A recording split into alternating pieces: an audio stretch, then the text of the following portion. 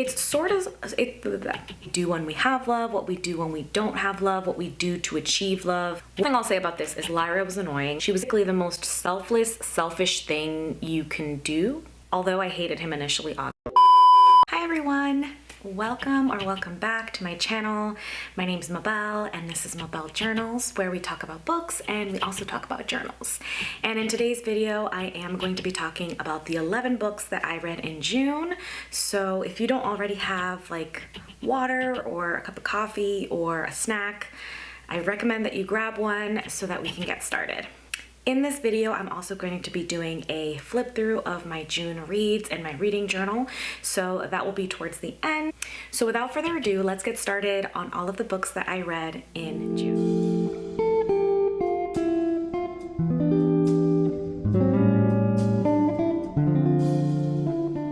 So before we get into the books, I do have a few disclaimers that I want to quickly go through. The first and probably the most important of all is check trigger warnings. I think the best way to approach any new book that you start is by looking up those trigger warnings and basically preparing yourself for any triggers that might show up, things that you might not expect could be triggering. I recommend looking up on storygraph.com. A lot of people, whenever they leave reviews, they put in triggers, and so if you look up a book, you'll be able to find out what the triggers are.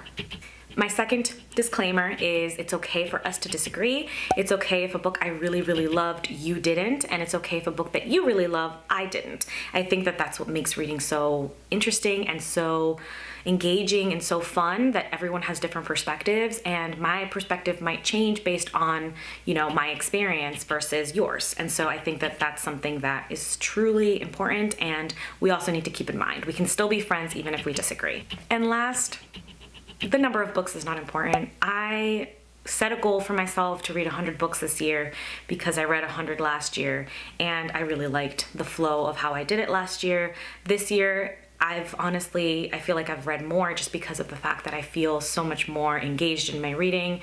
And honestly, y'all have been a huge motivation for me to continue reading and reading so often. So I thank y'all for that. So it does not really matter how many books you read. Sometimes I read 3, sometimes I read 15. It doesn't matter. And I think that it's super important that we kind of get that out of the way and say, hey, just because I read more books or I read less books doesn't make me less or more of a reader. I think the most important is having that reading experience. And for me, I get the reading experience when I read a lot of books. I just find it so fun. I love to be able to start one book and then get to another book and have a completely different feeling as I'm reading. And so that's why I enjoy reading a few books a month, just so that I can continue to feel that reading experience that I enjoy. So now that those 3 are out of the way and you're informed and you know what's going on, let's jump into those books.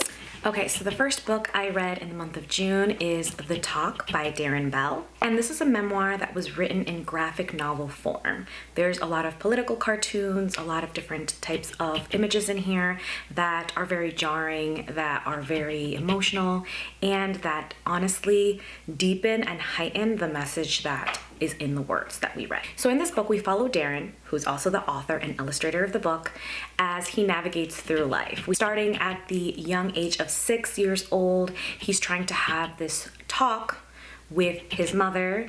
Darren is biracial, so his dad is black and his mom is white, and early on in his life, he had lived with his mother only, and so when he had these kinds of talks with his mom, she unfortunately didn't prepare him for the type of talk that he needed to have to kind of just be prepared to what life was going to bring. The conversation sort of starts off with Darren asking his mother for a toy gun, and she gets him a bright green toy gun because she still wants to fulfill, the dreams and the little hopes that he has to have fun with this gun, but at the same time doesn't want to give reasons to other people to, think that he's a threat. So Darren asks his mom, like, why am I getting a green gun instead of a more realistic black gun like all of my other friends? And his mom doesn't really give him a clear answer. He also looks for answers from his dad, who also doesn't give him very much clear answers. What's fascinating about this book is that there are two things that, for me at least, brought it full circle. The first is that a lot of his career is in political cartoons as a cartoonist, and so obviously it's written in that format, and so obviously you know he made it. You're just trying to figure out how he got there. Second, he ends up having to have this talk with his kids as well, and that kind of like brings it all full circle when you kind of understand how he had to grow up so that he can fully have this conversation with his kids, so that even though he wasn't prepared for the talk, at least his kids will be. I absolutely loved this book. I gave this a 5-star. The book I read is Twisted Games by Ana Huang, and I loved this one so much. This is a spicy romance, and it's her second in the Twisted series, and my favorite so far. This one follows Bridget and Reese.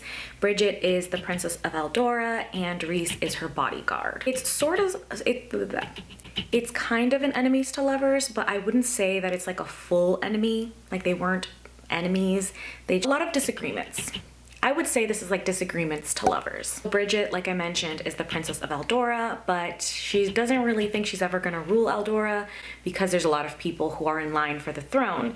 And things change, obviously, unexpectedly. I'm not gonna say what those things are, but all of a sudden she has to take over the throne, and it kind of changes the way she saw her path. I loved the spice, I loved the romance, I loved the friendships, the banter, the personality. The personality Bridget has is among my favorite personalities in all of Ana Huang's books. And Reese is just a hard shell with a very soft interior. I ended up giving this book a 5-star. I picked it up just looking at like the first few pages, and I ended up reading the full thing in like one sitting. And it's a pretty thick book. So, the next book I read is Between Two Moons by Aisha Abdel Gawad, and this was another good one. This is a contemporary fiction where we follow family dynamics. Themes of identity, faith, and love surround this Muslim family in Bay Ridge, Brooklyn. We follow 3 siblings. We follow Amira and Lena, who are twins, and their eldest brother, Sammy. I think the overarching theme in this book is love, and what we do when we have love, what we do when we don't have love, what we do to achieve love, what it looks like and feels like to be loved. And this doesn't necessarily mean romantic love, it also means familial love. I felt like this book did a really good job of exploring that through this family. I ended up giving this book a 5-star. The next book I read is Pride and Protest by Nikki Payne. This is a contemporary romance with a little spice, and it is a retelling of Jane Austen's Pride and Prejudice. As a few of you may know, I did read Pride and Prejudice before I read this, and I'm so thankful that I did, because this does follow a lot of what happened in Pride and Prejudice, but in its own like creative and original format. So we follow Liza, who's a Black radio host. She's a person who is very passionate and in turn ends up protesting a construction of a building that will relocate a lot of marginalized folks. It also follows Dorsey, her love interest, who is Filipino and the CEO of said company that is constructing this gentrification process. There's banter, there's romance, there's spice, and like I mentioned, it does a really good job of linking a lot of what happens in Pride and Prejudice in its own modern telling. And it does have spice, as you know, Pride and Prejudice does not, and so when I was reading Pride and Prejudice, I was kind of hoping there would be spice, even though I knew there wouldn't be. And so this kind of gave me all of that, and I absolutely loved it. I ended up giving this book 4 stars. And she has a new book coming out, which is Sex, Lies, and Sensibility, so I'm super excited. The next book I read is What Lies Beyond the Realms by Ashley R. O'Donovan. And full disclosure, this was sent to me by the author. This is her debut. This is a spicy romantasy, first in the series, and it follows 18-year-old Lyra, who is a sorceress. She hasn't yet received her powers. She's going to be getting them when she turns 19. And she has an older brother, like extremely older, like he's in his 40s, and he is the worst. He's evil to her, he treats her terribly, and it's very clear that he feels like she will surpass him in power, and he's kind of jealous prior to that. He kind of sees her as a threat. This book has a lot of triggers, so please look those up. I personally was unaware of the triggers that would be in this book, so when I started reading, I felt very kind of disconnected. Like I needed a lot of breaks to kind of prepare myself a little bit better. Once I heard the very first triggers, I put the book down, I looked the rest of them up, and I just made sure that, you know, I was a little bit more ready to continue reading there. So this is told in Lyra's point of view, so she is a very unpredictable main character. This was very tricky to review, and I'm gonna try my best to explain why. This was very tricky to review because first and foremost, when I review, I do like to look at the writing, and I also like to look at the content. And the combination of those two is really what brings me to my rating. So with that being said, I do think that this book would have benefited from more editing, if I'm being honest. I felt like the writing was a little off on some parts, the phrasing was a little weird. All of it is told in like the main character's point of view, like I mentioned, but it's very clear that there are certain things she contradicts herself in that are on purpose, and a lot of things that she contradicts herself that are not on purpose, if that makes sense. Once I felt the writing wasn't 100% there, it took a lot for me to adjust to the writing style and to the lack of editing, to be honest, that I took a long time to read this book. But what I will say, the overall content was very difficult to let go. Like once I reached the halfway point, or a little earlier than the halfway point, I want to say maybe 30%, once I was used to the writing style and I accustomed myself to, you know, prepare myself for the triggers like I mentioned, and I also was familiar with some of the mishaps in the writing, I was able to be engaged. In the content, we follow Lyra like I mentioned, and it's all in her point of view, so as she's learning everything, we're learning everything. And Lyra's a princess who's been locked up in her basically kingdom, mansion, whatever you want to call it, all her life. So she has no idea what's happening outside of her world, you know, outside of her castle, and she is put in a situation where she kind of does have to explore that. She trusts a lot of the wrong people, and she makes decisions that are terrible. The actual story, like I mentioned, felt planned and was very engaging. So even though the writing was off and the phrasing was a little weird in some parts, the content itself was very good. The story itself was very well put together, and I will be reading the second book. Last thing I'll say about this is Lyra was annoying. She was unreliable, extremely naive, contradicted herself often, but I loved that. It was kind of like watching a reality show. Like, what's Lyra gonna do now? How is she trusting this guy again? How is she doing this? How is she doing that? What is happening? Like, so many things happened in this book that I was just... So if you love unreliable characters, if you love morally gray characters, if you looked up the trigger warnings for this book, I definitely recommend you try it. I think that it's very well put together in some parts. Again, like I mentioned, the writing completely off in some parts, but after you get over that hump, I think it's good. So because we're looking at, like I mentioned, the writing, not that great in my opinion, and the content, which was great in my opinion, I ended up with a 3-star on this book. I had originally given it a 2.5, but because I was so engaged in more than half of this book, I had to give it at least a 3. So here we are, 3 stars. The next book I read is A Lady's Guide to Fortune Hunting by Sophie Irwin. This is a Regency romance following the marriage trope that we know and sometimes love. Personally, I am not always a fan of the marriage trope because I feel like it's been done so many times in Regency romances, but I did like the way that this book put it together. So we follow the eldest daughter, her name's Kitty, and she has a bunch of other sisters. Her parents just passed away and left them all with this debt, and so she is the oldest, so she kind of has to figure out a way to make it work. So her plan is to marry extremely rich to take her off of her debt, and to also allow her sisters to eventually marry men that they actually love and not something she has to do, which is basically marry someone rich that she might not love. Basically the most selfless, selfish thing you can do. Kitty and Radcliffe in this book gave me Daphne and what's his name? Simon vibes from the Duke and I, the Bridgerton series. It was obviously very different, the circumstances of how they got there and what ended up happening, but I do like the banter. I did think it was very cute. I didn't have a wow factor in this book. That's why I didn't rate it the highest, you know, in its category, but I definitely enjoyed it and I thought it was very well put together. I thought it was short. I thought it was, you know, to the point, and I liked the way that Sophie Irwin wrote this book. I ended up giving this a 3.5. The next book I read is By a Thread by Lucy Score, and this is a contemporary romance that follows the enemies to lovers trope, and it also has like a rich guy trope. And usually I don't like millionaires, billionaire tropes. I don't like them, but I'll get to later as to why I did enjoy this one still. I do feel like Lucy Score has a formula to her romance books because they're a little slow to start, but she still keeps you engaged during those moments because the characters are coming to life, and she does a really good job of just encapsulating those personalities and those people and their history. And so when they do finally get to that, you know, love stage, or it's so much more believable, and you're also already invested in the characters. So anyway, this follows Allie and Dominic, and Allie is a waitress among other jobs, and Dominic is, we'll get to Dominic in a second. So Allie is waiting on Dominic, and she's also waiting on his mom. Dominic was immediately rude. He actually ended up getting her fired.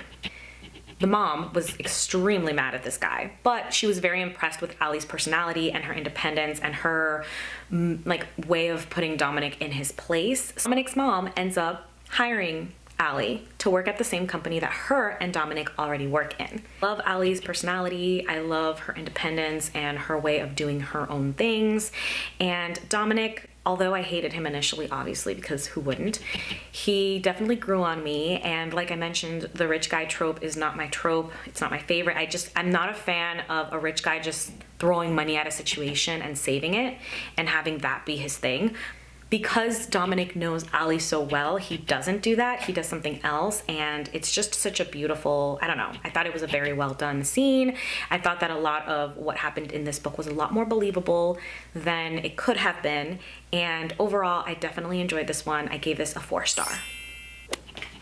The next book I read is Part of Your World by Abby Jimenez, and this is my very first Abby Jimenez book. Certainly will not be my last. This is a contemporary romance that follows Alexis and Daniel. Alexis comes from a legacy of doctors, and she genuinely loves what she's doing with her life. But her family expects so much from her. Beyond just her job that she's already doing correctly, they expect her to be with someone specific, romantically.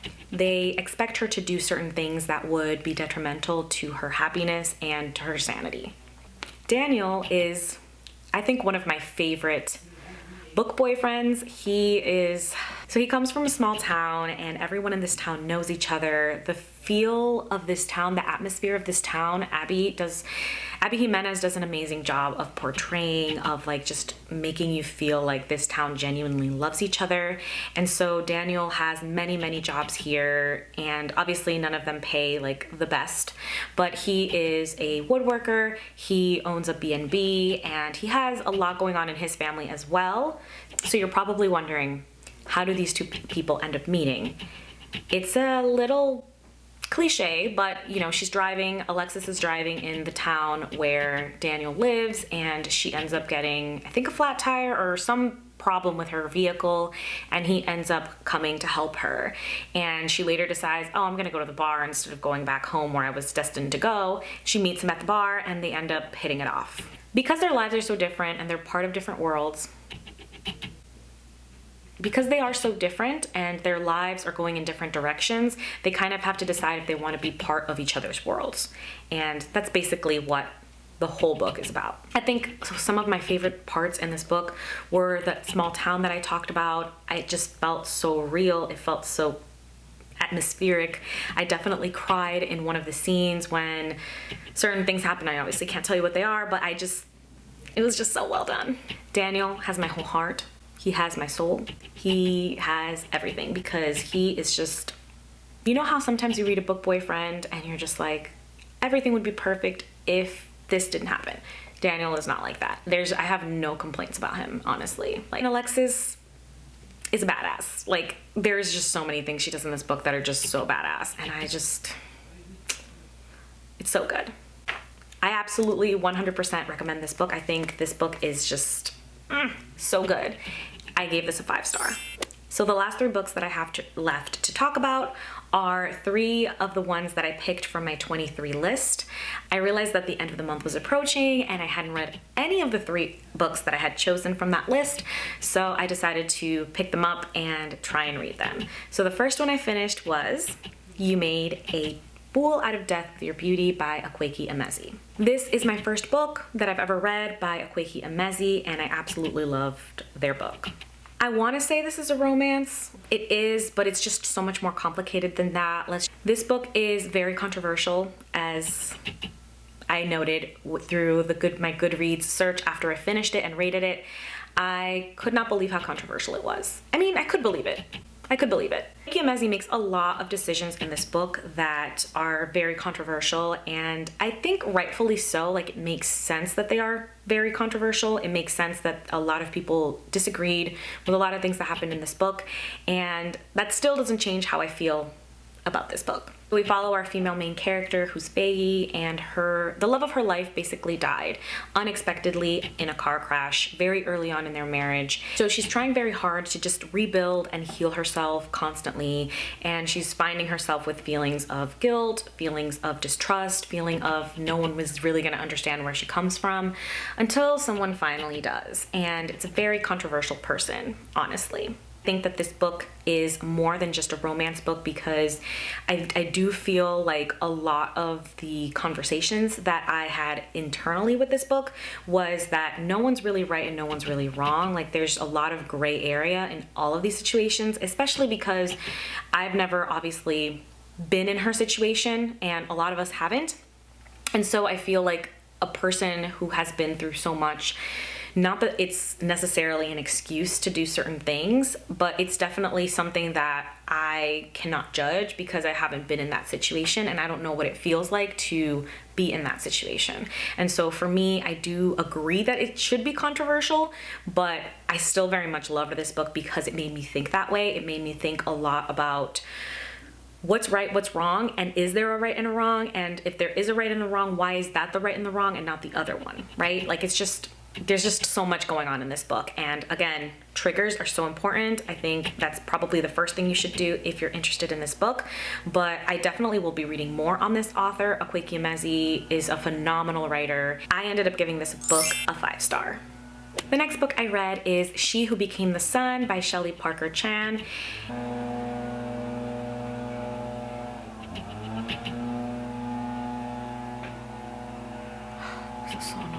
So this is a historical fantasy that follows the Yuan dynasty and the Mongol conquerors, and towards the end of what happened in that time period in China. So we follow the Zhu family, and they have a daughter and they have a son. And so a lot of girls during this time period don't really make it very far because a lot of the food is given primarily to the sons because they feel like they're stronger. Zhu family decides to get their fortune told, and the son is basically told that he's destined for greatness, and the daughter's basically told that she's going to become nothing. Then the family is attacked by bandits, and the son and the father end up passing away. And so what the daughter ends up doing is she takes her brother's name and becomes Zhu Chongba, and she takes over his name and his fortune.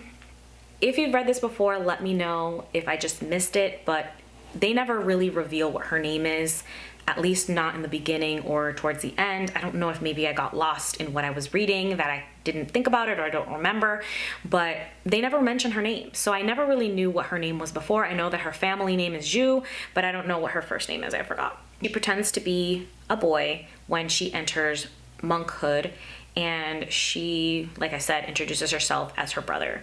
And everything that she does leading on is with the confidence that she already knows her future, which is her brother's future. And the story takes a lot of turns, a lot of different things happen.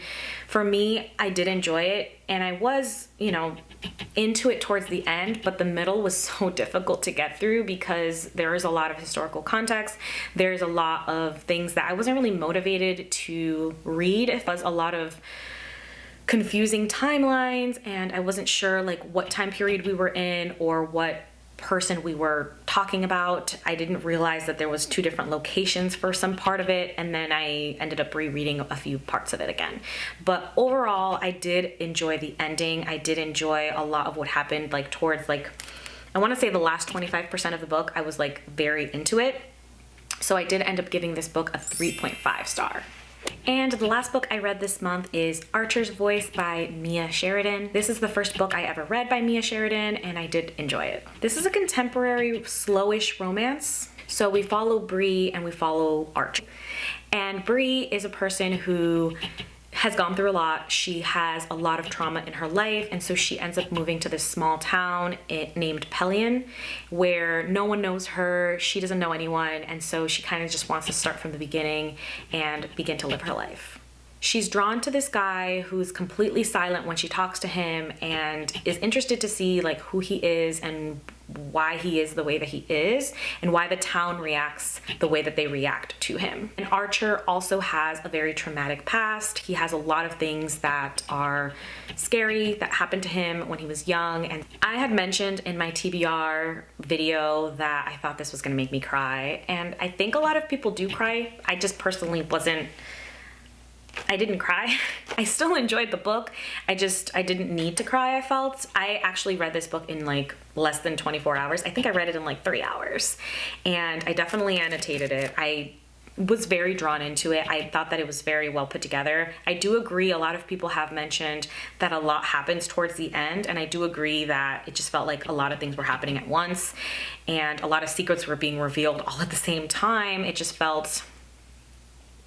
It felt a little rushed towards the end. I did predict one of the twists, but I didn't mind that. I just felt smart when I predicted it. I was like, wait.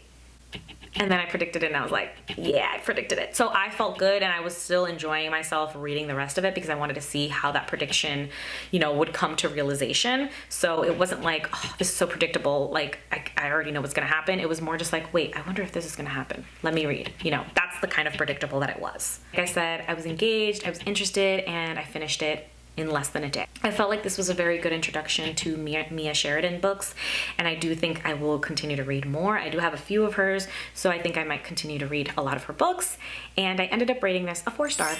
And that concludes all of the books that I read in June. Now we will continue to do a flip through of my reading journal.